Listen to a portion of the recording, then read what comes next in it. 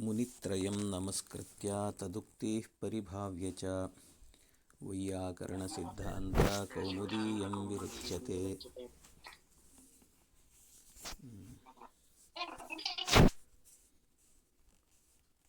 अग्रे सूत्रं वर्तते। यद्यपि अहम् अर्थवदधातुरप्रत्ययप्रातिपदिकम् एवं कृत्तद्धितसमासाश्च इति सूत्रद्वयं पाठितवान् पूर्वम्। इदानीं प्रत्ययः परश्च ज्ञाप्रातिपदिकात् इति सूत्राणि पाठ्यते। तत्र प्रत्ययः इति सूत्रं वर्तते।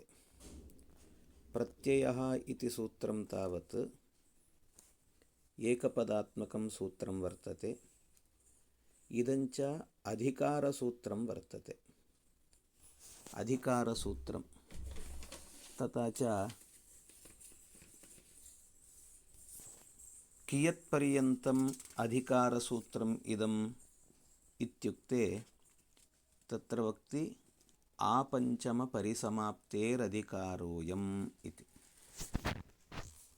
आपञ्चमपरिसमाप्तेः अधिकारोऽयम् इति अर्थात् किमर्थम् एवम् उक्तवन्तः इत्युक्ते यद्यपि धातोः ये ये प्रत्ययाः आगच्छन्ति अर्थात् तिङ्प्रत्ययाः कृत्प्रत्ययाः इत्यादयः ते तृतीयाध्याये पाठिताः वर्तन्ते। तृतीयाध्याये धातोः विहिताः प्रत्ययाः तिङ् कृत् इत्यादयः तत्रैव भवन्ति। एवमेव प्रातिपदिकादपि केचन प्रत्ययाः भवन्ति। प्रातिपदिकसम्नक शब्दस्वरूपादपि केचन प्रत्ययाः भवन्ति। ते प्रत्ययाः तावत् सुबादयः, तद्धिताः, स्त्रीप्रत्ययाः एते प्रत्ययाः भवन्ति। एते प्रत्ययाः तावत् चतुर्थे अध्याये अर्थात् पंचम अध्यायपर्यन्तम् एते प्रत्ययाः उक्ताः। अतः तेषां सर्वेषामपि प्रत्यय इति संज्ञा अपेक्षितः। तदर्थं प्रत्ययः इति अत्र तृतीयाध्यायस्य प्रथमं सूत्रम् अर्थात् प्रथमाध्याये प्रथमं सूत्रं वर्तते। इतः आरभ्य सर्वे अपि प्रत्ययाः इति सम्नकाः भवन्ति इत्यर्थः। प्रत्ययसम्नकाः भवन्ति। तदर्थम् अत्र एवम् उक्तवन्तः आपञ्चमपरिसमाप्तेः अधिकारोऽयम् इति। एवं प्रत्यय इति महासंज्ञा वर्तते। यद्यपि शास्त्रेषु तावत् टी घु इत्यादि तत्र संज्ञा तावत् अल्पस्वरूपं भवति, परन्तु अत्र महासंज्ञा क्रियते। किमर्थमित्युक्ते महासंज्ञा तावत् तदा एव भवति कदा इत्युक्ते अन्वर्थः यदा भवति तदा एव। तथा च अत्र अन्वर्थसंज्ञा अयं संज्ञा इति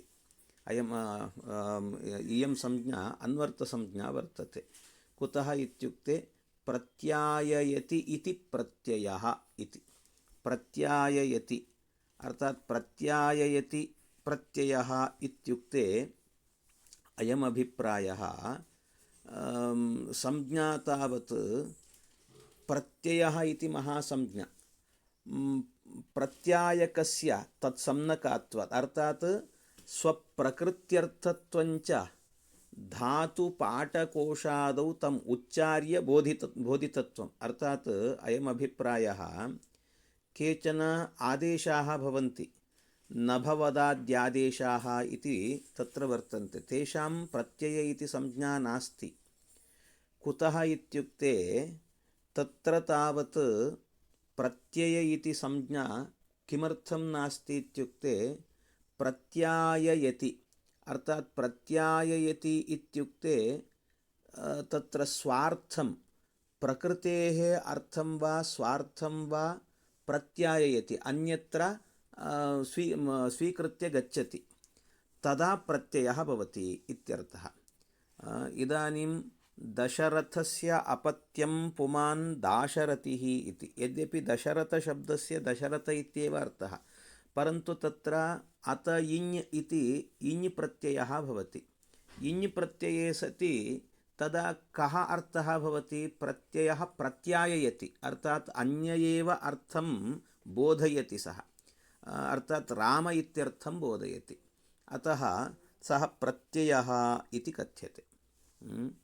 तथा च नभादिशब्दाः तावत् प्रत्ययाः न भवन्ति, अर्थात् तत्र प्रकृतेः स्वार्थं वा अन्यत्र न प्रत्याययति, अतः नभादीनां तत्र नास्ति प्रत्ययसंज्ञा। भवतु नाम एतावदेव आपञ्चमपरिसमाप्तेः अधिकारोऽयम् इति ज्ञातव्यम्। अनन्तरं सूत्रं वर्तते परश्च इति।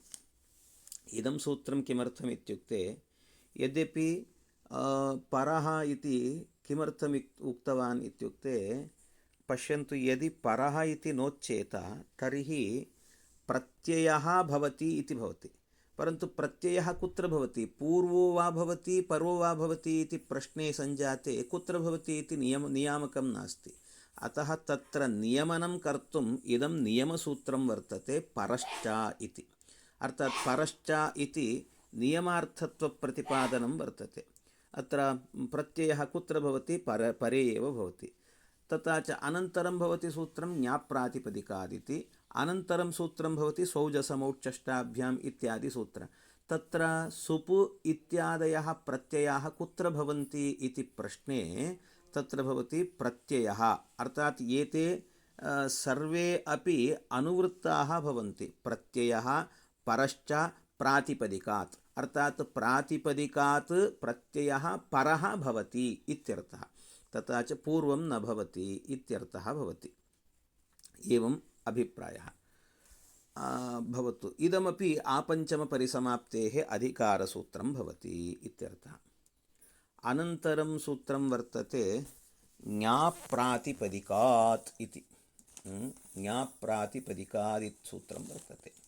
ज्ञाप्रातिपदिकादिति सूत्रं तावत् तत्र प्रथमतः इदम् अवगन्तव्यं भवति।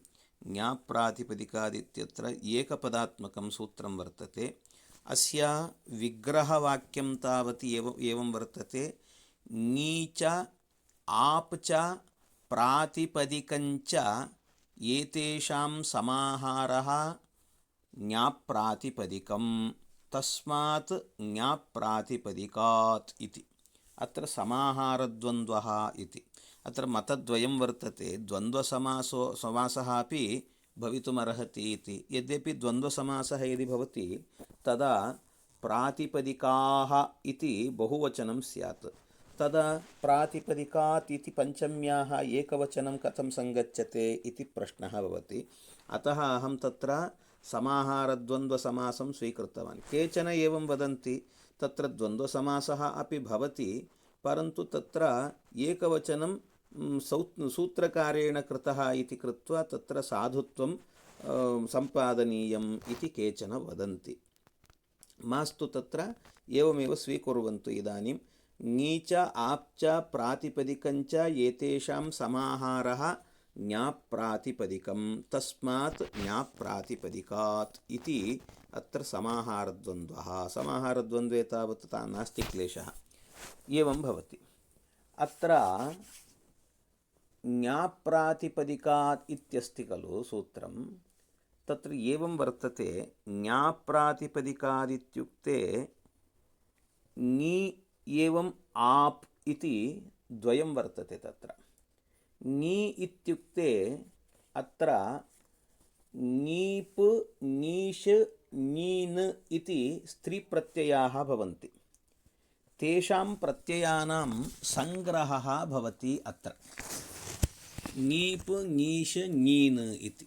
एवम् आप् इत्यस्ति खलु, तत्र आप् इत्युक्ते टाप् डाप् चाप् इति प्रत्ययाः स्त्रीप्रत्ययाः भवन्ति। तेषां सङ्ग्रहः अत्र भवति। अत्र यद्यपि ङीप् इत्यत्र ङी इति एकदा एव उक्तवन्तः, टाप् अत्र आप् इत्यत्र तावत् आ इत्युक्तवन्तः। तत्र एवं मन्यतां भवन्तः गणितशास्त्रम् अधीतवन्तः इति मत्वा अहं वदामि। तत्र गणितशास्त्रे एकः विषयः वर्तते, कामन् फ्याक्ट् इति, कामन् फ्याक्टर् इति वदन्ति खलु, कामन् फ्याक्टर् इति। तत्र इदानीम् उदाहरणार्थं वदाम्यहं, 4 संख्यां स्वीकुर्वन्तु, 8 संख्यां स्वीकुर्वन्तु, तत्र 10 संख्याञ्च स्वीकुर्वन्तु। अत्र कामन् फ्याक्टर् वर्तते। का संख्या सा? कामन् द्वितीयसंख्या।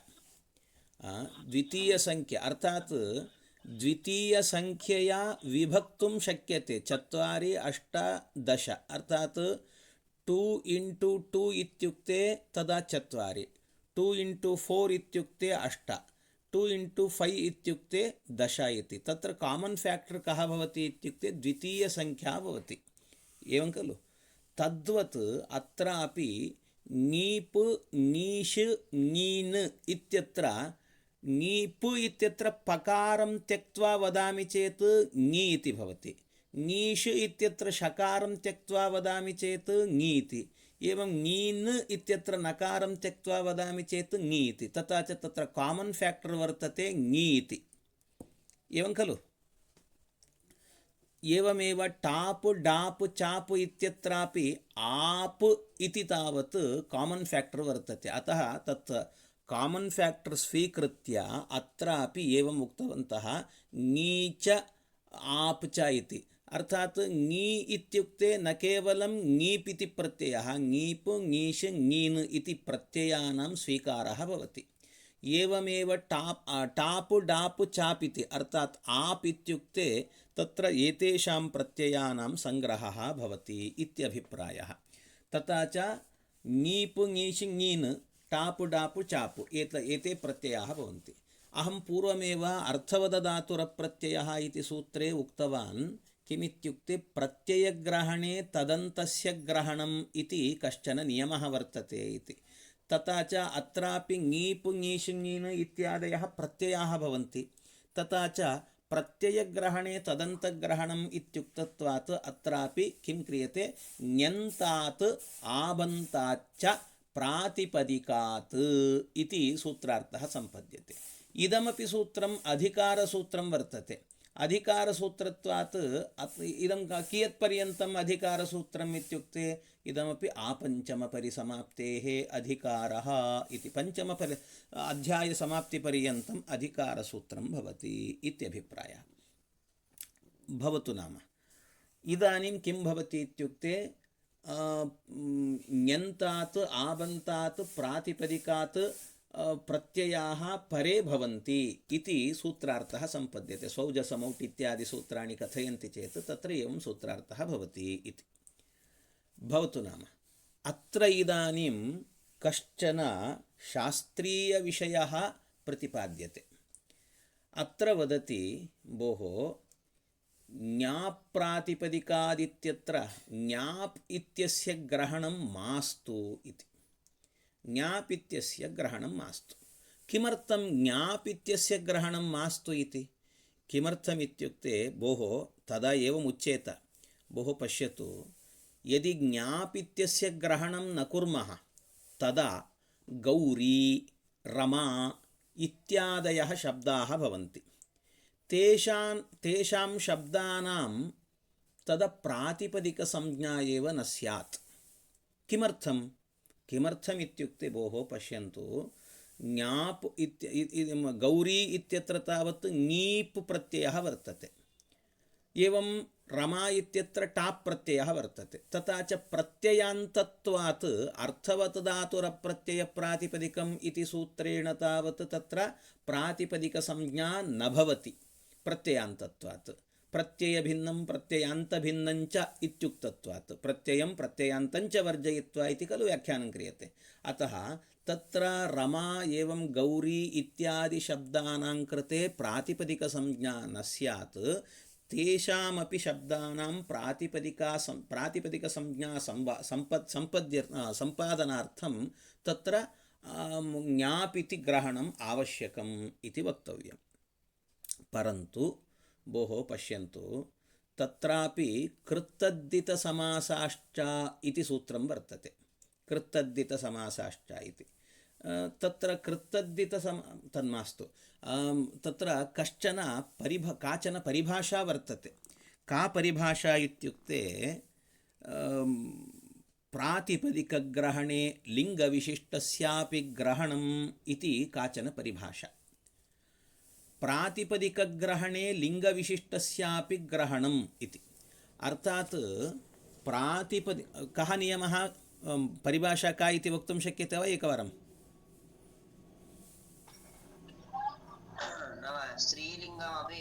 नैव, तत्र केवलम् एवं वदतु, प्रातिपदिकग्रहणे लिङ्गविशिष्टस्यापि ग्रहणं। का परिभाषा? प्रातिपदिकग्रहणे लिङ्गविशिष्टस्यापि ग्रहणं। हाँ, तावदेव। अर्थात् लिङ्गविशिष्टं नाम लिङ्गविशिष्टं त्रिलिङ्गेन युक्तं यत् पदं भवति तस्यापि ग्रहणं भवति। एवं खलु, भवता एवं व्याख्यानं क्रियते इदानीं। तत्र अर्थात् प्रातिपदिकग्रहणे लिङ्गविशिष्टस्यापि ग्रहणं। लिङ्गविशिष्टं किं भवति? पदं भवति इति खलु। एवं खलु, किं लिङ्गविशिष्टं पदं भवति?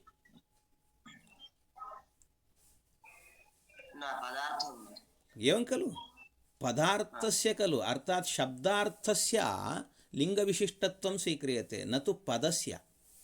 एवं खलु, पदार्थस्य लिङ्गविशिष्टत्वं वर्तते, न तु पदस्य। तथा च कथं तत्र प्रातिपदिकग्रहणे लिङ्गविशिष्टस्यापि ग्रहणम् इत्युक्ते पदस्य ग्रहणं भवति इत्युक्ते, तत्र यद्यपि अर्थात् किमर्थम् इत्युक्ते पदस्य तावत् लिङ्गं नास्ति इति केषाञ्चन मतं वर्तते। अत्र वैयाकरणानां मते अपि भिन्नाभिप्रायः वर्तते। अर्थात् केचन पदस्य लिङ्गं भवति इति केचन वदन्ति। न, तत्र नागेशः इति महान् वैयाकरणः, सः वदति खण्डनं कृत्वा भोः अर्थस्यैव लिङ्गं वर्तते इति। परन्तु तथापि तत्र दाराः, कलत्रं, भार्या इति शब्दः वर्तते।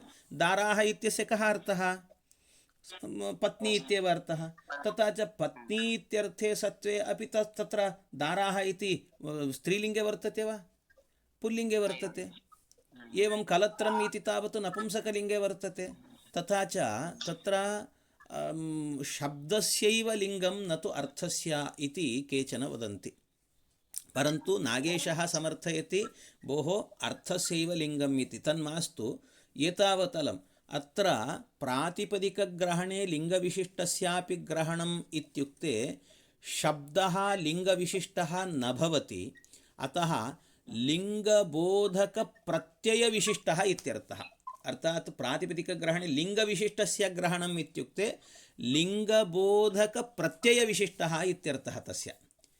न केवलं लिङ्गविशिष्टः इत्यर्थः, लिङ्गबोधकप्रत्ययविशिष्टः इत्यर्थः। अर्थात् एवञ्च इदानीं परिभाषा कथं सम्पद्यते इत्युक्ते प्रातिपदिकग्रहणे लिङ्गबोधकप्रत्ययविशिष्टस्यापि ग्रहणम् इति परिभाषा सम्पद्यते।